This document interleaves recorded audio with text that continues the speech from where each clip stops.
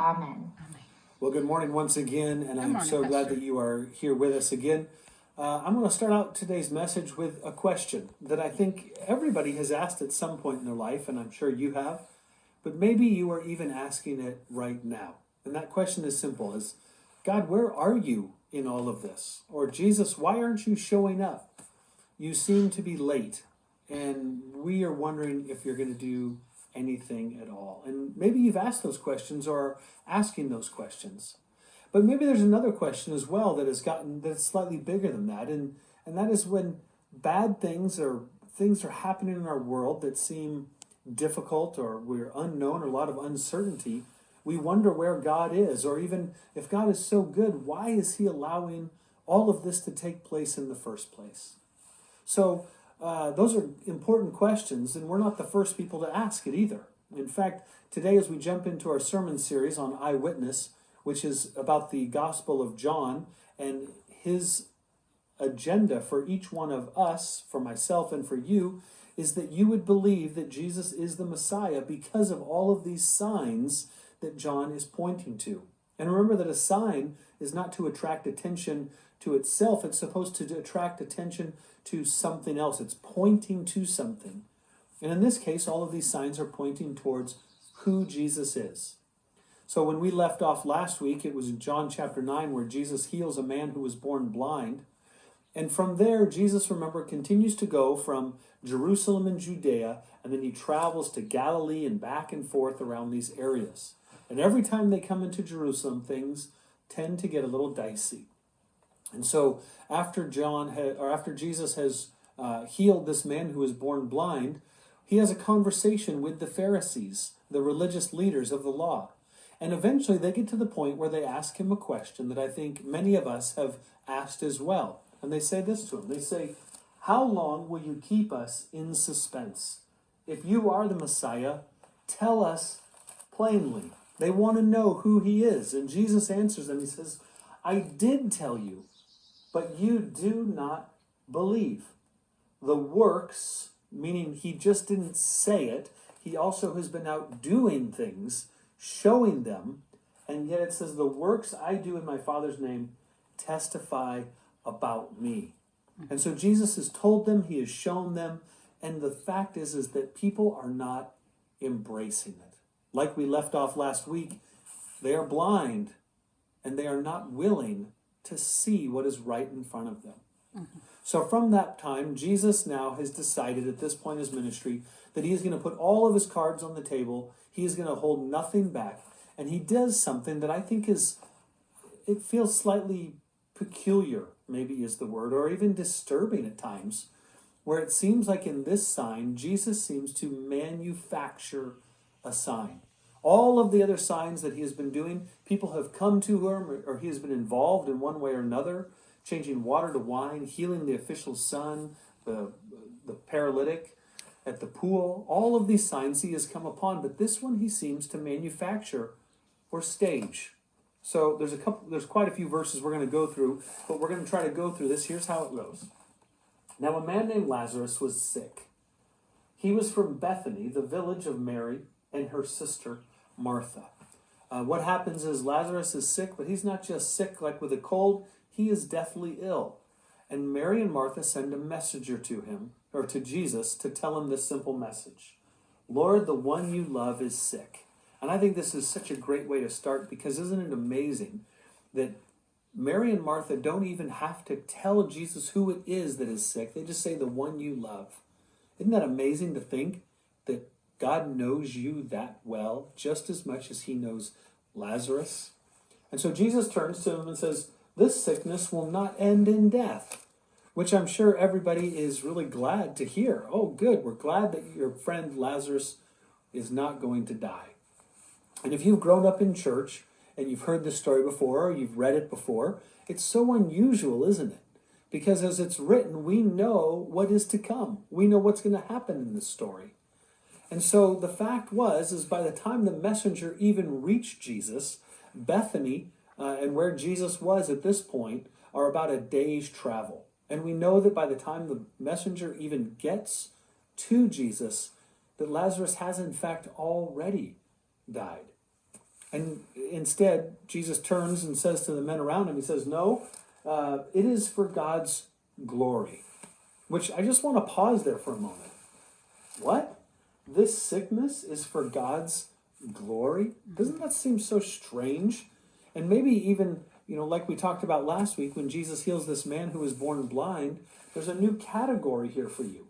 That somehow sickness is for God's glory. Now, this isn't all the time, of course, but there are certain times where, again, God chooses to display and reveal his glory on the stage of pain, sickness, and suffering, which, I think sometimes that might make us feel uncomfortable. But Jesus might even say here, and John might even say to us today, that many of us have asked that question. We say, how could a good God allow bad things to happen to good people? And yet here, Jesus, it almost seems like somehow when bad things happen to good people, that somehow, especially in this case of Lazarus, that it can lead to God's glory. And then he says, it is for God's glory so that God's Son may be glorified through it. And again, that might make you really uncomfortable to think about this new category of why it is that pain and suffering, sickness and death are in this world. And I know it makes me uncomfortable. It makes me worried about, what does that mean when I get sick or go through pain or suffering? Again, I don't think it's all the time, but there are some times that God does that. Now, what happens next in this story is John, as he's writing it, gives us an editorial comment. He writes this. Now, Jesus loved Martha and her sister Mary and Lazarus. Why does he write that? Because at this moment, it seems like Jesus doesn't love Mary, Martha, and Lazarus. He's not responding. He's not showing up the way that they want him to. And so to the readers, we all say, gosh, it doesn't seem like the one you love is really that important, that you're not immediately tending to him. And sometimes in your life, it might not feel like that or even look like that God is there for you. And this is again why I think Jesus is staging a sign for us. Not just for the disciples' benefit and Mary and Martha and Lazarus, but for our benefit and for your benefit. Now, Jesus loved them, so when he heard that Lazarus was sick, he stayed where he was 2 more days. Again, doesn't that seem so odd that he's staying here 2 more days? He was up to something. That's why he stays. And then finally, after a couple of days, he turns and looks at all of his disciples and he says this, let us go back to Judea, which, a quick side note, the disciples, we're going to go through here quickly, don't really want to go back to Judea. The last time they were there in John chapter 10, it resulted in the religious leaders wanting to kill Jesus by a horrible, gruesome way of stoning him, by throwing rocks at him until he was dead. But Jesus slips out of the crowd.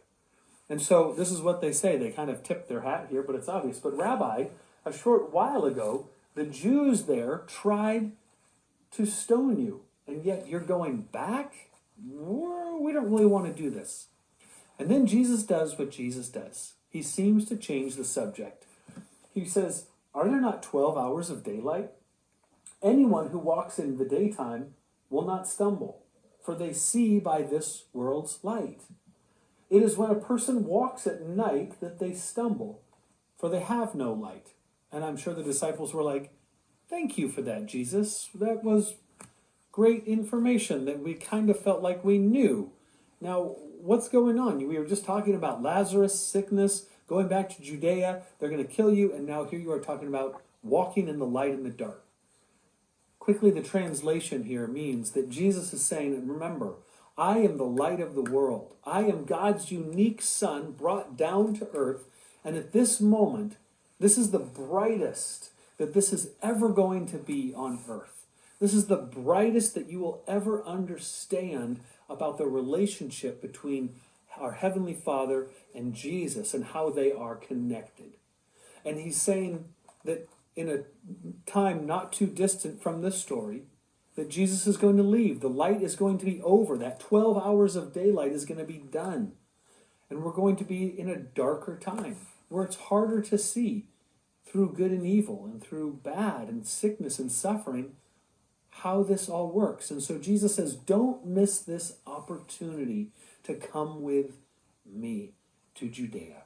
Because when you do, you're going to see the unique opportunity of the light of the world in such a powerful way that will help you understand life and death from this time forward. After he said this, he went on to tell him, our friend Lazarus has fallen asleep, but I am going there to wake him up. And so the disciples begin to give Jesus some medical advice. They say, Lord, if he sleeps, he will get better. And that's a good thing. We want him to get better, right? And so then Jesus turns to them and says plainly, guys, Lazarus is dead. You need to understand that. Which I can imagine they're like, hey, whoa. 2 days ago, you told us that Lazarus, the sickness was not going to end in death. And now you're telling us that he is dead? What's going on? Now what Jesus says next, I think is so horrible for Mary, for Martha, and for Lazarus. It's terrible, but it's also wonderful for you and for me. Here's what he says. For your sake, I am glad I was not there. Jesus is glad that his friend Lazarus, when he died, that Jesus was glad he was not there. Like, who would write that? Who would say something like that?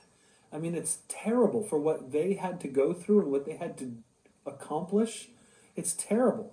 And this is one of the things why I think Jesus is, the Gospel of John is so accurate in recording what Jesus really said, because nobody would write that and make that up. I'm glad I wasn't there, but instead, he's staging a sign for our benefit, for you and me to be able to understand. In just a minute, I'm going to talk about this idea that Jesus is condensing our entire lives down to these hours of conversation that are taking place here and now in this story. And what I mean by that is, just like this, we wonder, why are you allowing sickness and death? Why are you allowing evil? Are you glad you're not here for us today? And Jesus would say, whoa, wait. Let's finish what happens here in John. I'm glad I was not there so that you may believe. And yes, he's talking to the disciples, but also he's talking to you and me and future generations. But let us go to them. And this is one of my favorite lines of Scripture. The disciples sometimes are so comical. It's just the truth and honest of how they feel. But Thomas looks and says, oh, let us go that we may die with him. Which is so funny to me. He's like, Lazarus is dead. Jesus is going to die soon. I guess we're all going to die. But meanwhile, back in Bethany, Mary and Martha and Lazarus, imagine what they're going through. Sitting around asking, where is Jesus? Why didn't he show up? Lazarus died and Jesus missed it. Why wasn't he here? Jesus is gone during this time of mourning and grieving when we have the body still out. And then the day came to embalm Lazarus and he wasn't there. And the day came to bury him and he wasn't there. Jesus, why aren't you showing up here? Where are you? And again, remember, we've asked that question. Our entire lives asking, God, are you in these moments, each and every moment of pain and suffering and difficulty? Where are you? And Jesus condenses all of our lives into these 4 hours because those are questions that we ask. So on his arrival, Jesus found that Lazarus had already been dead in the tomb for 4 days. And then Martha heard that Jesus was coming. She went out to meet him. And this is so honest. This is so real right here in this moment when Martha comes up to Jesus. And, maybe you've said these same types of things to God through prayers. Maybe you've mentioned these things and you say, if you had been here, if you had just shown up, my brother would not have died. God, you could have saved him, but you didn't. And in some ways, I feel like that's your fault, God. That's your fault. That one's on you. Because if you could have, but you didn't. What's amazing here is that bad things happen to good friends of Jesus. Just like sometimes bad things happen to good friends of Jesus. But again, this is staged for your sake. A manufactured sign, which still makes me feel uncomfortable as we go through this.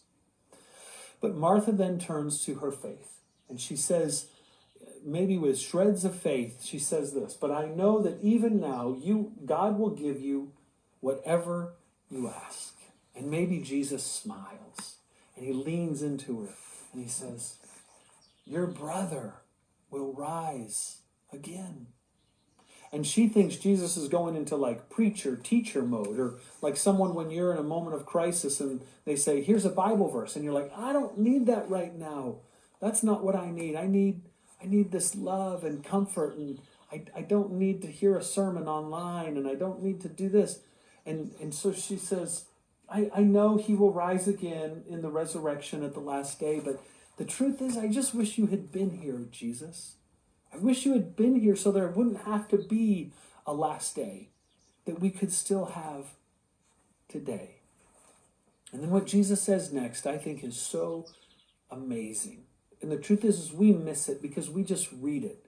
But if we had been there, if we had been in the agony and pain and suffering and grief that Martha is going through at this moment, it would take on more, I think. And it should take on more for us. And Jesus says to her, Martha, I am the resurrection and the life. This isn't a new category. This is changing the perspective of what God is coming to do through Jesus. He says, Martha, you're looking right now at the light of the world. You're looking at everything that you know about God, how you think about him, believe in him, everything you know about his love. I am the personification of everything you know about God. And I am the resurrection and the life. I am the light of the world come to bring hope and peace and life. But not just life here, life eternal. And then he says, the one who believes in me will live even though they die. And whoever lives in me by believing will never die. And I just want you to know it's not just belief. There's the way that it's structured is it's to put your trust in. Not just believe, put your trust in who Jesus is and that you will live and never die. Then he turns to Martha and says, do you believe this? And this is so hard to believe, isn't it? Sometimes, especially in the midst of pain and suffering and agony and uncertainty, even maybe in this time for our world right now, this is hard to believe. And sometimes it's hard for you to believe. And sometimes it's hard for me to believe. But Martha, she musters up as much faith as she possibly can. And she says, yes, Lord, I believe. And then, even though she might not understand everything she's saying, she doesn't understand the larger picture because she's in the moment while we're reading this and looking back. She says, I believe that you are the Messiah, the Son of God, who is to come into the world. And somehow, this is exactly John's formula, isn't it? That we would see the signs and put our belief and trust that Jesus is the Messiah, the Son of God. But remember, this is all very slow motion for Martha. These are hours going by, not just verses happening. And what John says next, I think, is so beautiful because it captures our understanding of who God is. And it says, when Jesus saw her weeping, and the Jews who had come along with her also weeping, he was deeply moved in spirit and troubled. And I don't know who wrote out all of the scripture passages and decide what verses get a verse number next to them and when it happens, but I'm so glad that they put these next couple sentences together all by themselves. Because Jesus says, where have you laid him? Come and see, Lord, they replied. And then something amazing happens, this divine empathy, which is true for us today, that Jesus wept. Just in that moment, consumed with grief and emotion and sorrow, that he weeps alongside them. Then the Jews said to him, see how much he loved him? But some of them said, could not have he who opened the eyes of the blind man have kept this man from dying? And there it is again. Why didn't God do something about it? Why didn't Jesus do something about it? He could have, but he didn't. And I believe that Jesus did this for your sake and for my sake. Again, remember, Jesus condenses all of our lives, all of eternity into these 4 or 5, maybe 6 hours of time. That we've asked these questions too. Where is Jesus? Why isn't he here? Is he missing this on purpose? And then this, why didn't he? Couldn't he have done something for me in this case? Those are questions that we will ask now and today, and in years and decades from now in our lives. We will continue to have those moments come up, but I think he's doing this for our sake so that you can live with hope. Jesus, once more deeply moved, came to the tomb. Then he says, "Take away the stone." And the crowd was shocked. Mary and Martha gasped. What? No. And this is so amazing that I imagine Martha didn't quite know what to say. And she says, Jesus, I don't know how to... You're late. You're too late. You're so late, Jesus. But she musters up what she can say, and she says, this time there's a bad odor, for he has been in there for 4 days. And then Jesus says this beautiful moment where he says, did I not tell you that if you believe, you will see the glory of God? If you believe, you will see the glory of God. I'm just going to pause here for a moment and say something on behalf of Jesus to you. Hasn't he told you this too? Hasn't he told you that if you believe that one day you too will see the glory of God? That even in the midst of all that is going around us, and I know that you're like me, we all say, I want to see the glory of God today. I want proof. I want to know for sure. Just like Mary and Martha said. But he says, no, that's not how it's going to work. Your whole life, if you believe in me, you will see the glory of God. Your whole life condensed down to a couple of hours with Jesus and Mary and Martha. If you believe, you will see the glory of God. And so Mary and Martha give their permission to the men to take the stone away. And then Jesus, it says they took it away, and Jesus looked up and said this. He says, and I want to tell you what he says before I read it. He says, God, you and I are so close, and you and I know what is going on here. But for the sake of the people here and for the sake of you today, he prays this prayer. And so he looks up and he says, Father, I thank you that you have heard me. I knew that you always heard me. But I said this for the benefit of the people standing here and the people watching today, that they may believe that you sent me. When he had said this, Jesus called out in a loud voice, Lazarus, come out. The dead man came out with his hands and feet wrapped in strips of linen and a cloth around his face, and nobody moved. It wasn't a magic trick. It was clearly him. It was obvious that he had been wrapped up and that the dead man had come out. And then Jesus says to them, take off the grave clothes and let him go. And so they all rush towards him. And they take off the grave clothes. And then something happens next, which I think is kind of comical. But John writes, therefore many of the Jews who had come to visit Mary and Martha, who had seen what Jesus did, believed in him. You think? I mean, they saw a man who had been dead for 4 days come out of the tomb and be raised. Now here's the thing. This is John's formula. This is John's agenda for you. That just like them, they didn't believe because Jesus said you have to have faith or you must believe. But he said these signs, what you have seen, will lead you to believe. Just like we read in John chapter 20:31. But these are written that you may believe that Jesus is the Messiah, the Son of God, and that by believing you may have life in his name. And I hope that's true for you today. I hope that this is another sign that you see that Jesus, who takes our entire lives and condenses it down into these 4 hours, and for this staged and manufactured sign that God seems to wait.